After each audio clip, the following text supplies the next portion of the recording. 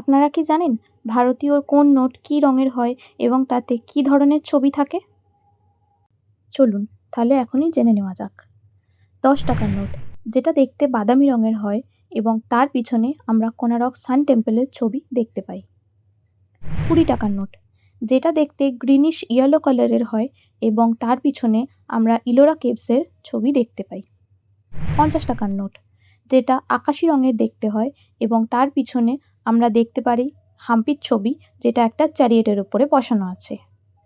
100 টাকার নোট, যেটা দেখতে ল্যাভেন্ডার কালারের হয় এবং তার পিছনে আমরা রানী কি ভাভের ছবি দেখতে পাই।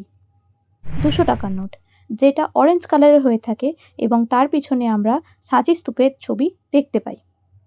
500 টাকার নোট, যেটা ধূসর রঙের দেখতে হয় এবার তার পিছনে আমরা রেড ফোর্টের ছবি দেখতে পাই। এবং সবশেষে 2000 টাকার নোট ম্যাজেন্টা রঙের দেখতে হয় এবং তার পিছনে মঙ্গলযানের ছবি থাকে, যদিও বাজারে 2000 টাকার নোট এখন অচল। এরকম ছোট ছোট আরও ইনফরমেশন পেতে চ্যানেলটা অবশ্যই সাবস্ক্রাইব করুন।